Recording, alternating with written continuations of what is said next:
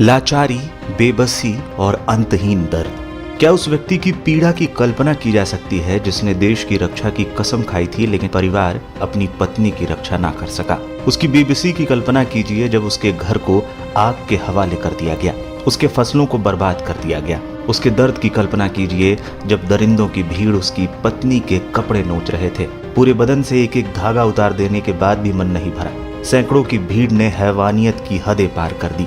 फिर भीड़ के भेड़ियों ने उसकी पत्नी के साथ गैंगरेप किया। 4 मई को हुए इस दिल दहला देने वाले हादसे का वीडियो सामने आया तो सबकी रूह कांप गई। पीड़ित महिला के पति ने जब घटना की आप बीती सुनाई तो सुनने वालों को सहसा यकीन नहीं हो रहा था, क्या ऐसा हो सकता है। पीड़ित महिला का पति भारतीय सेना में सूबेदार पद से रिटायर है। असम रेजिमेंट के सूबेदार के रूप में भारतीय सेना की सेवा कर चुके रिटायर्ड जवान ने बरखा दत्त को दिए इंटरव्यू में उस भयावह दिन की पूरी कहानी सुनाई। इंटरव्यू की शुरुआत में वो अपने बारे में बताते हुए कहते हैं, मैंने फौज में 28 साल नौकरी की, कारगिल युद्ध में देश के लिए लड़ाई लड़ी है, भारतीय शांति सेना के रूप में श्रीलंका भी गया था। आगे बोलते हुए उन्होंने बताया कि मैं कांगपोकपी जिले का रहने वाला हूँ और उन 2 महिलाओं का जिनका रेप हुआ उनमें से एक मेरी पत्नी है और दूसरी मेरे गांव की ही एक लड़की है। 3 मई को चूराचांदपुर में एक रैली हुई थी।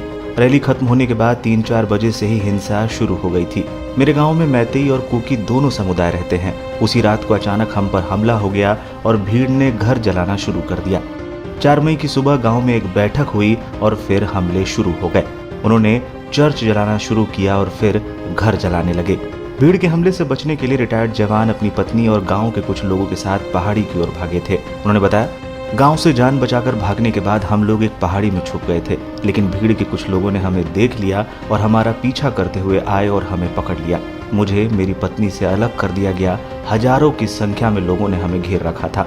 रिटायर्ड जवान ने इसके बाद भीड़ द्वारा एक हत्या करने का भी जिक्र किया।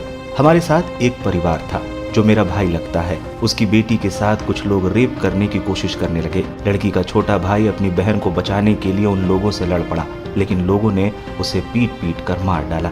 रिटायर्ड जवान ने आगे बताया कि कैसे भीड़ ने उनकी बीवी और एक लड़की के साथ हैवानियत की।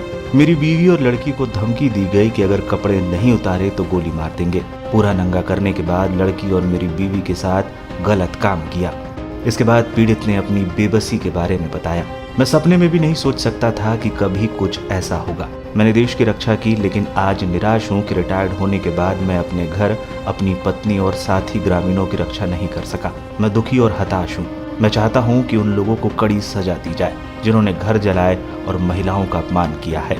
इतना कुछ हो जाने के बाद पुलिस के पास जाने में इतना समय क्यों लगा, इस सवाल का जवाब देते हुए उन्होंने बताया, पूरी संपत्ति लूट ली गई।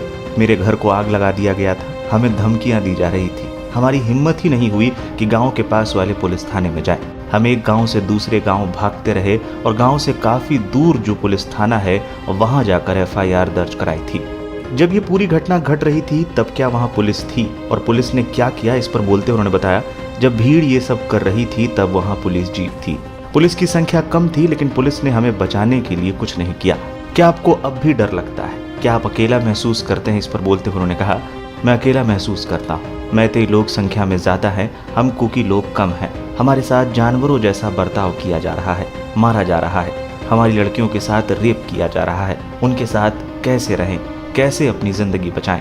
65 साल के रिटायर्ड जवान ने आगे कहा कि उनकी पत्नी डिप्रेशन में चली गई है। हमारे बच्चों की देखभाल के साथ वो सामान्य स्थिति में आने के लिए संघर्ष कर रही है। मैंने युद्ध देखा है, कारगिल में आगे रहकर लड़ाई लड़ी है। अब मुझे अपनी जगह युद्ध के मैदान से भी ज्यादा खतरनाक लगती है। बता दें, अब तक मणिपुर पुलिस ने इस मामले में 6 आरोपियों को गिरफ्तार किया है। 4 मई को मणिपुर में 2 महिलाओं को निर्वस्त्र कर घुमाने के मामले में गिरफ्तार आरोपियों को शुक्रवार को 11 दिन की पुलिस हिरासत में भी भेज दिया गया। इन लोगों को घटना का वीडियो शेयर होने के बाद गिरफ्तार किया गया है।